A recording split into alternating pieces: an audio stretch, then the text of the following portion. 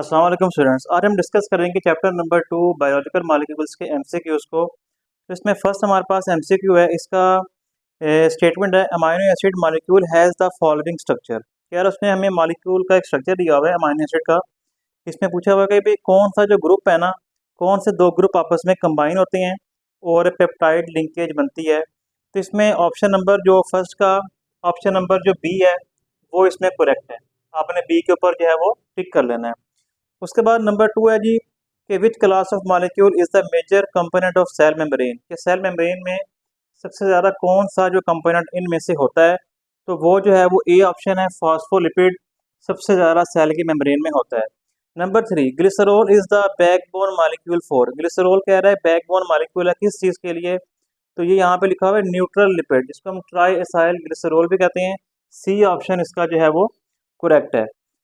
उसके बाद नंबर 4 है fatty acid is unsaturated if it is, कह रहा है फैटी एसिड जो है वो अनसैचुरेटेड कहलाएगा अगर उसके अंदर क्या होगा, अगर उसके अंदर बी ऑप्शन है डबल बॉन्ड, अगर उसमें डबल बॉन्ड होगा तो वो क्या कहलाएगा, अनसैचुरेटेड कहलाएगा। तो इसका बी ऑप्शन है चौथे का। Number 5 RNA, in RNA the nitrogen base take place the place of thymine, कह रहा है आरएनए के अंदर थायमीन की जगह कौन सी बेस होती है, नाइट्रोजीनियस बेस होती है। तो वो डी ऑप्शन है यूरासिल। ठीक है, डी ऑप्शन यूरासिल पांचवें का। नंबर 6 एंडिंग ओज mean a substance is a, कह रहा है अगर कोई भी सब्सटेंस के एंड पे ओज आ रहा है, ओ एस ई आ रहा है, तो वो क्या होता है, वो शुगर होता है। ए ऑप्शन इसका शुगर। ठीक है जी।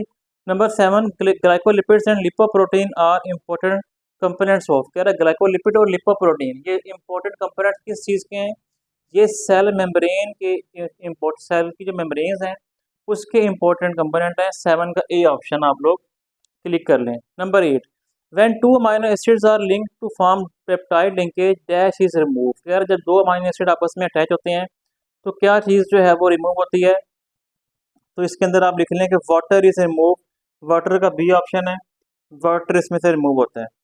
Number 9 what is the theoretical number of chemically different dipeptide that may be assembled from two amino acid, कह रहा दो अमाइनो एसिड्स के मिलने से अगर एक डाइपेप्टाइड बनेगा तो उसका क्या नंबर होगा।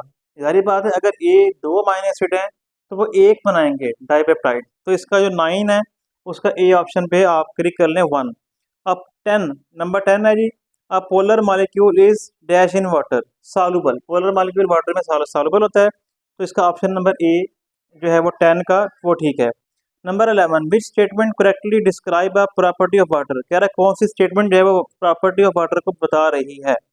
इसमें आप कर लें जी पहला ऑप्शन ए है कि a relatively large amount of heat is needed to increase the temperature. तो 11 का जो है ए ऑप्शन आप कर लें, ये सही है। Number 12 oestrogen vitamin D and cholesterol are all example of, कह रहे तीनों चीज़ें किस चीज़ की एग्जाम्पल हैं, ये तीनों चीज़ें स्टीरॉइड्स हैं। डी ऑप्शन आप 12वें का कर लें। Number 13 which term include all other, कह रहे कौन सी टर्म में सारे तीनों बाकी तीनों आते हैं। तो इसका ए ऑप्शन है कार्बोहाइड्रेट। ठीक है, 13 का ए कार्बोहाइड्रेट, इस पर आप क्लिक कर लें। नंबर 14 है, इसमें ए ऑप्शन है, इसमें जो है वो न्यूक्लिक एसिड अमाइनो एसिड, ये इसका ए ऑप्शन बनता है, आप इसको कर लें। नंबर 15 में आप कर लें जी क्या, नन ऑफ देम, क्योंकि जो इसने पूछा हुआ है कि जी इनेंटियोमर ऑफ डी ग्लूकोज का जो इनेंटियोमर है वो इनमें से कोई भी नहीं होता। ठीक है ना, तो ये इसमें none of them D option कर लें। ठीक है, तो ये हमारी थी आज की एक्सरसाइज चैप्टर नंबर 2 की। बाकी हम इंशाल्लाह पढ़ेंगे नेक्स्ट लेक्चर में। अल्लाह हाफिज़।